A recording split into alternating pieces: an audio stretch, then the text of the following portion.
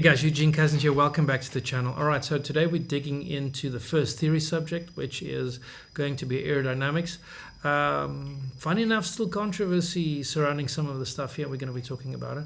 What should be your expectations for today? Well, we're going to cover the different profiles of wings, the classic profile and the reflex profile. Classic profile is something that still is the glider that's most prevalent within paragliding. The reach soaring guys just wear a harness in the wing and flying cross country as well. And then the paramotoring, which is what we're interested in for this license or this for this video, is the wing reflex wings most prevalent in paramotoring. And we're going to talk about those different designs and which is best for what use. And then we're going to talk about the controversial part, which is the movement of air molecules over the wings, Bernoulli's principle applied, but only limited to the basics, the basic license. We're not going to get into the math of that or the stranger things. We're just going to get you some base knowledge into it. Maintenance of pressure inside the wing, angle of attack, getting the wing into a possible stall, which is something you're going to avoid at all cost. And then we're going to go hit the field with some practical forward launches, that being the first practical application of aerodynamics or principles of flight, if you want to call it that. All right, so let's get into it. The two different profiles, classic profile, reflex profile. Let me draw here the most common the design, the most used for paragliding, and this is the reflex profile, which will do something like that. It's got a little tail and it's got a little bump at the bottom. I'm just going to draw a line here. This is the classic. This is the reflex. Okay. All right, so there you're seeing the wing from the side, and I'm just going to draw the lines here. There we go. That's the A's, the B's, the C's, and the D's, and that is the direction of air molecules on both sides. What I'm drawing with the reflex line, profile, is slack lines at the back as if it is accelerated. We're going to talk about those effects a little bit later. It's too early to talk about that. One more definition is the chord line. That's a line that you draw from the leading edge to the trailing edge. And then let's just get the forces that are applied for principles of flight here. So you've got lift going that way, and you've got weight going that way, and you've got drag, and you've got your thrust on this side. Call it now on that side, but the engine sits behind your back. But remember, if you're paragliding, you have to decrease the angle of attack, because you're running down a hill in order to get positive airspeed in order for you to get lift. So with the classic profile, what you have to right off the bat realize is lift is the priority in design, not speed, and therefore the profile is completely different design. The weight is equally distributed on all the lines. The weight meaning that you as pilot is equally distributed on all the lines, the A's, the B's, the C's, and the D's. With reflex gliders, the big difference is that the speed is the priority. And the maintenance of the profile and speed by reducing drag, okay, that is the priority in the design for reflex. So why should lift then, is it a good thing for lift for lift not to be prioritized with the reflex wing? Well, simply because you have a motor on your back, and that is supposed to supply the thrust, and therefore it's always making up for that force. You don't have to try and get lift with any means to stay airborne. Now, the chord line that you realize I drew with the classic profile is the leading edge. This is the leading edge. We just draw an L there, and that's the trailing edge, which is the rear of the glider. And you'll notice that it's always a little bit at a positive angle, okay? Whereas with the reflex, one of the main definition or description of reflex, or one of the main descriptions of reflex, is the fact that the chord line is actually the tail is above the trailing edge is above the leading edge. If you had to draw the chord line, so that is part of the definition of reflex. The second part of reflex, which makes it different, is the fact that if you are going to open up the trimmers or accelerate, so you want to keep, it's basically all the weight is distributed along all the lines the same way as a classic profile, but once you accelerate, opening up the trimmers, once you're airborne, once you're flying, or you're hitting the speed bar to get as much speed as possible, then the weight is carried by the A-lines. Now, I've heard aeronautical engineers say that the center of gravity always remains the same, and that is 100% correct. So let's just put that here. The center of gravity, let's put the center of gravity on a wing at the same place, right in the middle of the wing there. Some of the other terms or phrases that you need to be aware of is the equilibrium for the wing. The wing needs to maintain equilibrium between the center of pressure and the center of gravity. So let me try and draw that where the pressures start coming into effect. So you've got your lines, your flow of your air molecules going over the wing like that. All right, there we go. Now, as the wing cuts through the air, it's separating molecules, right? Some are going to be forced over the wing and some are going to be forced underneath the wing. Those that are forced over the wing gets compressed here, at this point over here, gets compressed, flows down the wing, and then continues on. All right? Now I'm drawing it here specifically because I want to show that the air molecules are arriving at the same time in front, they're being separated, some above, some below. The air molecules, if you follow Bernoulli's principle, will increase velocity going over the top of the glider, of the wing. So it increases because there is less resistance, and that is the part that most schools, or the controversial part there, schools are repetitively distributing the wrong message, where they're saying that because there's a longer distance between the front of the profile of the wing, there's a longer distance to follow all the way to the trailing edge, and the air molecules have to arrive at the same time. Those that flow over the top and those that flow at the bottom, they have to arrive at the same time at the back. That is why there is a decrease in pressure at the top, it increases the pressure at the bottom, and we have lift. It's actually not true. If you look at wind tunnel tests and smoke that flows over the profiles, you'll realize that if the molecule was flying over, I'm going to draw it here, let's say that is its position. They arrived here at the same time. Now this the one that was forced over the wing actually is here, and the other one at the bottom is here. You see the difference there. Now, a couple of things that are really important to realize here is that because of that compression that happens in the increase of velocity of those molecules at the top of the wing, there is a decrease in pressure. And the ones at the bottom, because it's flowing slower, it's meeting up more resistance underneath the wing, and it's flowing slower than the ones at the top. You've got an increase in pressure. So air will always flow from a high pressure to a low pressure. We'll get into weather systems and we'll cover that later. But basically, that causes the lift in the wing. So when these two actually flow out the back here, this one will be here, and this one, for example, will be there. It's just that the leading edge molecule, you go look to some proper science with those actual tests where you can see how far ahead the top molecule goes compared to the bottom. All right, so that is Bernoulli's principle applied, but there's actually some more laws and principles that come into effect there, which I'm not going to get into right now. It gets too complex. What you need to know is that is how lift is created. It's because of the increase and decrease in pressure, that the weight was originally distributed on all the lines. Now, there are a lot of experts that say that classic profiles are still very good for paramotor flying. Now, remember what I said, that classic profiles are prioritized for lift, not for speed. So when you put this profile on to a paramotor, you got to realize that initiating power on the thrust of the engine will just translate to climb. So automatically you want to fly faster, so they put trimmers on a classic profile. Trimmers is a way to release the back end of the back line so that you've got the angle of attack decrease. Now, I probably have to show you guys what angle of attack is, and so I'm just going to open up another one here. Now, angle of attack in its pure definition is not towards the horizontal line. Let me just put that going down all the way like that. And angle of attack is the difference between the chord line, there. The difference between the chord line, let me just draw that one last thing over there, between the chord line and the relative airflow. So the difference between the chord line and the relative airflow that it's meeting up with.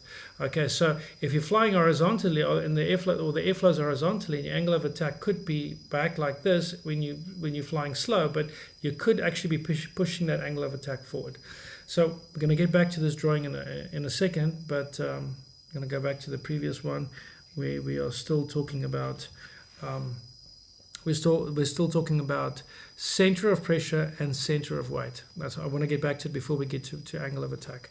So here, remember I draw these circles over here. That's where your center of weight is. Now, center of pressure, and this is often missed in representations, and I haven't even spoken about that when I hit the classroom, but center of pressure, that is very important, because if the center of pressure moves behind the center of gravity, then you have the wing pitching, or the aircraft pitching, wing aircraft pitching forward. If the center of pressure moves in front of the weight, then you have the opposite effect. So why is that important? And it's important when speed is trying to be applied to a profile that was designed for lift. So you're now going to put trimmers on it, or on a classic profile design, or you're going to put a speed bar on it. You're going to step on that bar.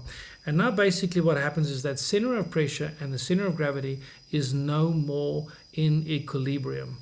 And depending on what sources you read or what sources you follow, the basic end result of that would be that the A and the B line will have less tension on it than the C's and the D's. And the more accelerate, and with a combination of very rough conditions that you could be flying through, it's possible to have a frontal collapse, because it's not meant for speed as much as it is meant for lift. So I think I've covered that as much as I want to cover that for a basic license. And I'm most likely going to get a lot of mudslinging for my explanation, but I think it's pretty accurate. On the reflex design, what basically happens there is that as you release those lines, you release the trimmers, or you engage a speed bar, but you most of the designs want you to release the trimmers, and then only after you require speed, after that you go onto speed bar. But it's not a done deal, because in slalom wings, for example, now the latest technology, you could be trim slows and use the speed bar as you would, but it does affect your braking. So braking is incredibly important there. We're going to go over those basic rules a little bit later. But I just need to get this one point out here, which is how the reflex glider works. So if you open up the trimmers or engage the speed, then the lines of the C and the D become slack. So I draw it over here. The C and the D becomes slack, and all the tension is carried by the A and by the B. Sorry, not so much the B, but mostly on the A.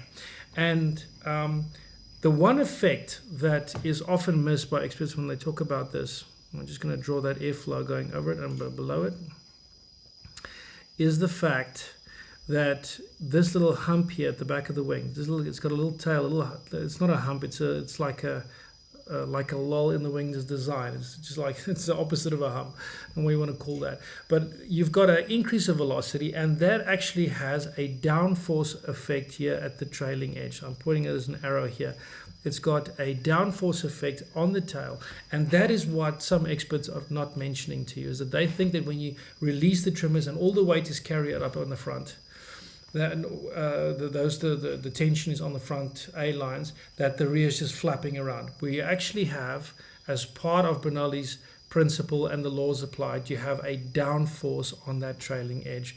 And that's the magic behind that design, is that, and that's what we always refer to as the uncollapsible position, or the safest part of the wing, if it's a full reflex glider.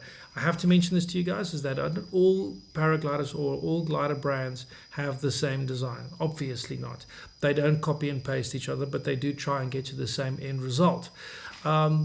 And therefore you have some wings that are semi-reflex and some wings that are full reflex. A proper full reflex glider is usually referenced in the marketplace by its price point. A very expensive wing, a very made to be as fast as possible, will have more systems built into it, and it most likely will be a full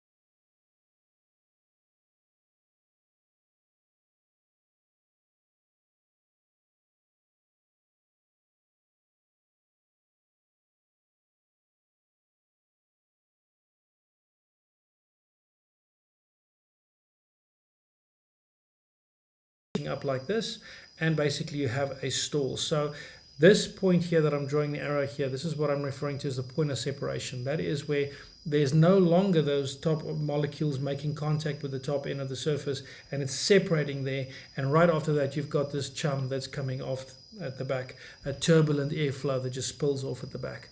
So and then, you know, in paragliding terms and paramotoring terms, that's when the wing collapses and you'll fall out of the sky, and you've got to let go of the brakes, and you're going to hope that it reinflates and then gets positive airspeed again and flies again. If you're going to stay on the brakes, it'll just stay collapsed, it won't reinflate.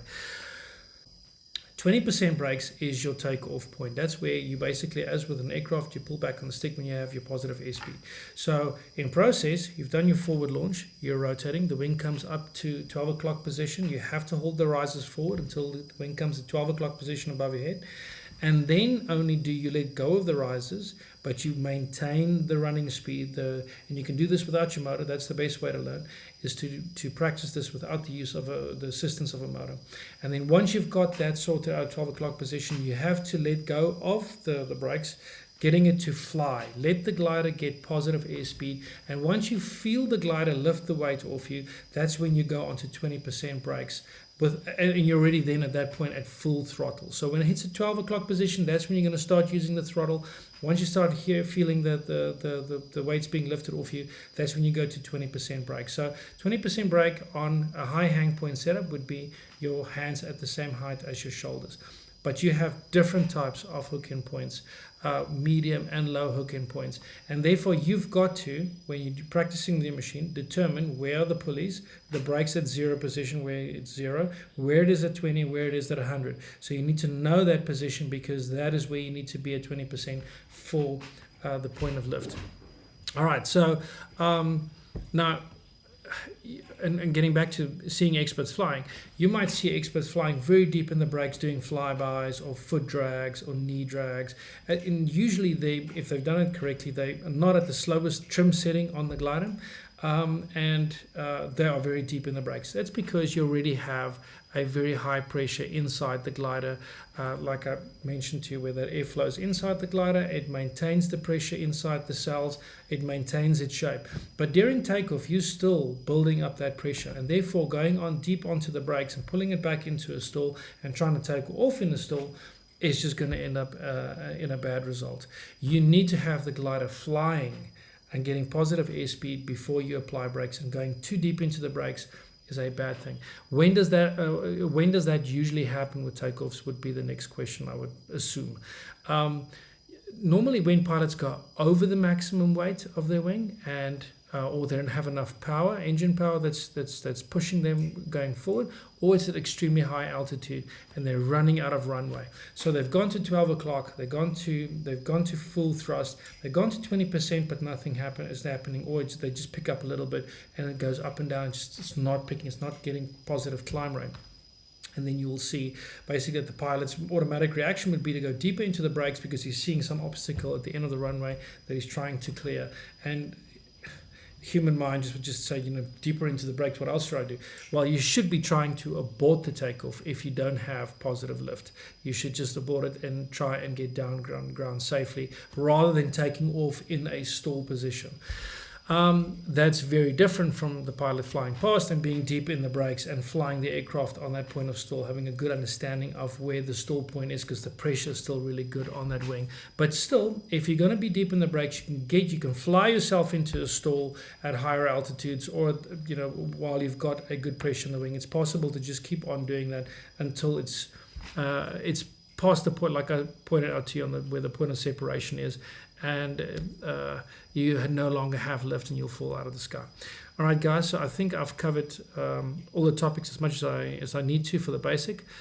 So time is good on the clock, and we're going to hit the practical. If you've got any questions on the topics that I've covered here, put them in the comment section. We'll answer them, and we'll get through.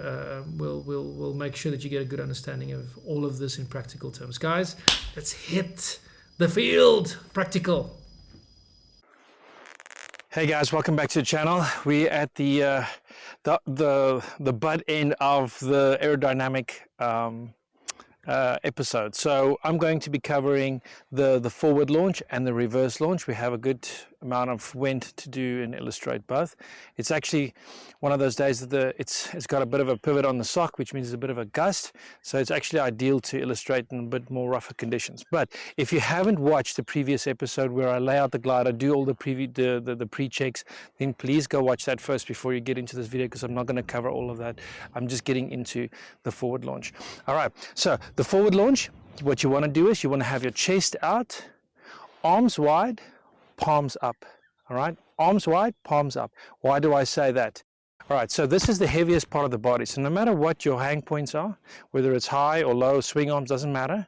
What you want to achieve is you want to use your posture and your arm position in order to get an effective pull up of the wing. Now, very importantly, this is not a sport. You'll see a lot of small guys fly the sport where they don't have huge guns, huge arms in order to pull this up. But there is a tendency with big guys to want to push the wing up. This is not about power. You're not going to use force and muscle power to get the wing up. So what you want to do is you want to use your posture, and you want to have a rotating action in your arms. So what I do is, and I think this is the best technique, is not to stand in one place and then fall forward for your launch. If you do that and the wing starts tightening up, it's basically going to stop you from continuing your launch. You're going to have a horrible pull up and follow through. So what you want to do is you want to lean into it, lean forward, 1 foot forward, whichever is your dominant leg. You want to have your arms as wide as possible. If you bring them in, or if you try and push them in, if this isn't the right amount of length, the maximum length of where the rises, where you can hold the rises, then basically what's going to happen is you are going to pull this forward, or you're going to pull it like this, and the center cells of the wing are actually going to come in and concertina in the center, and the wing is going to frontal collapse, or it will just not come up correct. So the wider you get to be your arms and the further back they can be, the better your pull up will actually play out. So you want to have chest out, and you use it when the lines tighten up, you keep moving forward. As it comes forward, you rotate your arms. Now, I'm actually pushing my arms out a lot, but it will be restricted for how long you have contact with those A rises, and we are going to be filming all that in a second. And so then basically you want to hold the rises forward however far that be. Now, if it's swing arms, it's a shorter distance. You have about this much that you could hold the rises forward. But in high hang points, you have more, and you can hold it forward for longer. Why do I say you want to do that? Because the wing is going to come up slower, and as you walk and as you hold the rises forward, the wing will reach the 12 o'clock position and you will be flying. So if you are pulling up the glider, and it's not in 12 o'clock position before you go to throttle, it will fall back, or you'll have a bad experience in some other ways. You will not have a good follow through. So it is a rotation position, holding the rises forward. You wait for the wing to get to 12 o'clock position, and then only do you start applying the throttle. And one thing that pilots and some experts don't do is they don't check the position of their wing. Now, you cannot check the position of your wing by looking up at it. Go try it. What happens is, as soon as you look up, you stop walking, because your gyro, your gimbal falls off. It's, I think there's only one species, if I remember correctly from the PPL handbook, that mentioned that whales are one of the only species that can actually, control that gimbal process for acceleration, detect acceleration and all those movements, because of the way their balance is structured in their ears. So what you want to do is, you want to do the pull-up, but you want to twist your head sideways. All you need to see is, you need to see the tip of the wing. You need to see the tip of the wing come up, and if it's slow to catch up, or if it's how fast it's moving to the 12 o'clock position. So if I stand back like this, I'm going to rotate, check the position of the wing. It reaches 12 o'clock. I'm looking forward, and I go onto the gas. I go onto the throttle, and I start throttling up. So I'm not going to use the machine right now. All I'm going to be doing is just the illustration on the ground. All right, so excuse the noise if there is any. So basically, I'm picking up the wing by its riser hook ends, and I've got the A lines facing up. What I'm going to do is lay them both down. Check that previous video. Remember that I did show all of this in that previous video. Go check it out if you're not clear about it. So basically, how to be able to do your first hook in is, you're going to make sure that you're on the correct riser setting, which is usually the slowest setting on the wing, and you are going to roll it over your shoulder and hook it into the riser.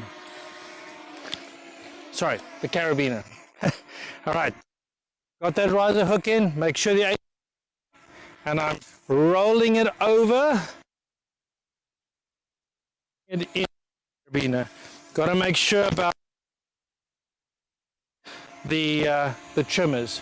All right, so next step is going to be to grab your brakes, but you grab your brakes only with your index fingers. So you're grabbing index fingers, and then you're going to step a little bit back, and you're going to come in between the risers and your legs, and you're going to grab the A's with your thumbs, and you got to pinch them, you got to hold them very nice and tight. If these things slip out of your hands, you're going to have a horrible pull-up. So make sure that you've got the right posture. Now it's going to be about the 1 foot forward, and I want to walk forward. I want to see that these lines are nice and tight. Going to add a little exercise, a little run. Now here's the difference between in wind and not in wind. If there's no wind, you've got to take a couple of steps back, and you're going to rush into it, hit the wing, and start doing your rotation. If there's a lot of wind and you want to take off with the forward launch position, then you've got to tighten the lines up and then basically just go forward. And I'm going to set the drone up so I can showcase that.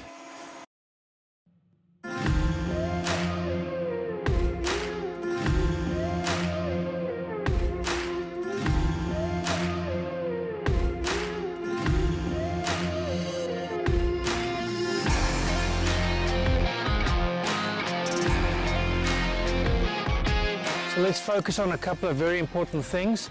That would include always moving in underneath the wing. So that is the center part of the wing. Let's say the wing comes up, but it is tilting sideways, then you want to move sideways, but always keep your chest facing towards the wing. So you can move sideways if you have to, the wing comes up. Apply the opposite brake if it's hanging over a little bit. As you move sideways in underneath the wing and pulling the opposite brake, you have to keep moving forward, and basically what will happen is the wing will correct itself. When you just move sideways and you don't keep moving forward into the wind direction, then basically you're going to have a problem where the wing is going to stall and fall back. So you lean into it, you rotate your head to see the wing position, it comes up a little bit skew, falling towards the left for example, you move sideways, but you keep the position and you keep moving forward. You never turn your chest away from the dominant wind direction.